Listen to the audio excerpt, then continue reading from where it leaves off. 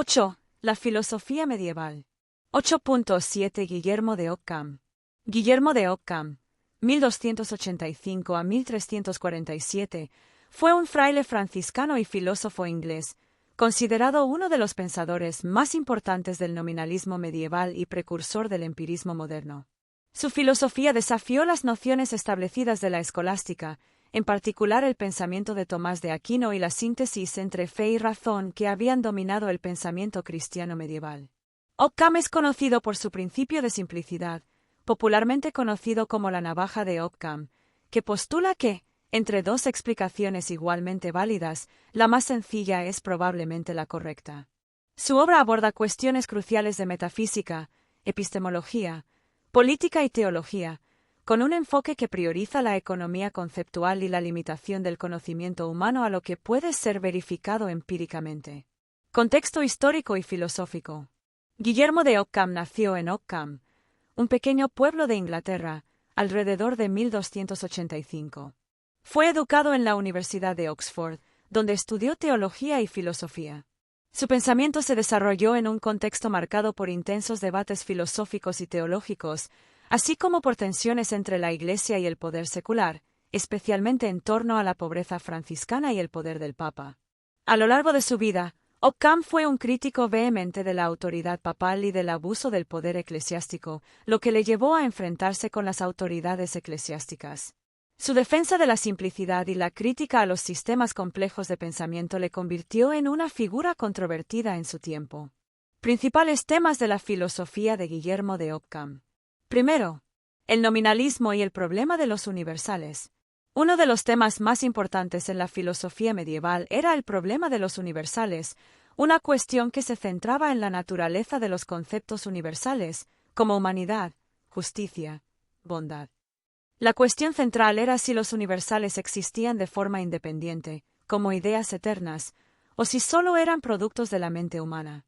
Realismo. Los realistas, como Tomás de Aquino, defendían que los universales existían de forma objetiva e independiente de los objetos particulares, ya fuera en la mente divina o en una realidad abstracta. Nominalismo. Guillermo de Ockham fue el defensor más destacado del nominalismo, la doctrina que sostiene que los universales no tienen existencia real fuera de la mente humana. Según Ockham, los universales son simplemente nombres, de ahí el término nominalismo, que utilizamos para referirnos a conjuntos de objetos individuales con características similares. Para Ockham, solo existen los individuos concretos, mientras que los universales son meras etiquetas que nos ayudan a organizar y clasificar nuestra experiencia del mundo. Este enfoque eliminó la necesidad de suponer la existencia de entidades abstractas independientes, una crítica directa al realismo platónico y aristotélico que dominaba la filosofía escolástica. Segundo, la navaja de Ockham. La navaja de Ockham es el principio más conocido del pensamiento de Guillermo de Ockham y establece que, al explicar algo, no se deben multiplicar las entidades innecesariamente. En términos filosóficos, esto significa que las explicaciones más simples y directas son preferibles a las teorías que introducen conceptos complejos o superfluos. Este principio de simplicidad es una guía metodológica para evitar la sobrecomplicación en la explicación de fenómenos. Ockham lo utilizó para eliminar conceptos metafísicos innecesarios y simplificar las teorías filosóficas y teológicas. En el campo de la teología, por ejemplo, Ockham se opuso a la noción de que se requerían intermediarios, como los universales o las formas aristotélicas, entre Dios y la creación.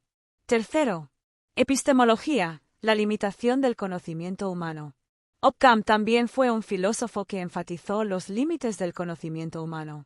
Para él, solo podemos conocer lo que es directamente accesible a través de los sentidos y la experiencia empírica. Rechazaba las explicaciones que dependían de conceptos abstractos o metafísicos, y afirmaba que el conocimiento humano se limita a los individuos particulares y a las relaciones observables entre ellos.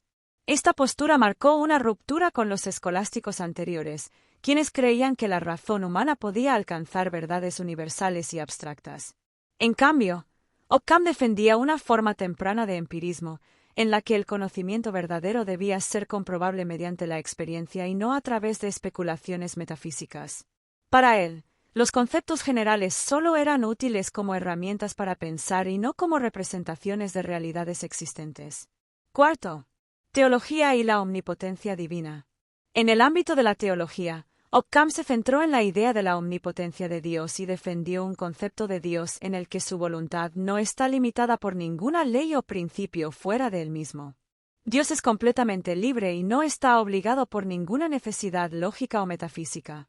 Occam creía que Dios podría haber creado cualquier otra realidad distinta a la que conocemos, y que las leyes naturales que observamos son el resultado de la libre decisión de Dios. Esto implicaba una crítica a las teorías escolásticas que sostenían que ciertas leyes o principios, como los universales o las causas necesarias, eran parte de la naturaleza divina. Para Occam, cualquier cosa que consideremos necesaria es tal solo porque Dios ha querido que sea así, y no porque haya una necesidad inherente en la naturaleza de las cosas. Quinto, separación entre fe y razón. Otra de las grandes contribuciones de Guillermo de Occam fue su defensa de una clara separación entre fe y razón. A diferencia de Tomás de Aquino, quien sostenía que la razón podía demostrar muchas verdades de la fe, Occam creía que la razón tiene límites significativos y que muchas verdades religiosas son accesibles solo a través de la revelación y no por medio de la lógica o la observación empírica. Según Occam, los misterios de la fe, como la Trinidad o la Encarnación, no pueden ser entendidos ni demostrados a través de la razón humana. Esto no significa que Occam rechazara la razón, sino que la veía como insuficiente para comprender las verdades más profundas de la fe cristiana. De esta manera, defendía un mayor fideísmo, es decir, la idea de que la fe es independiente, en algunos casos, superior a la razón. Sexto, política y el poder eclesiástico. Guillermo de Occam también se destacó por sus opiniones sobre la política y la autoridad eclesiástica.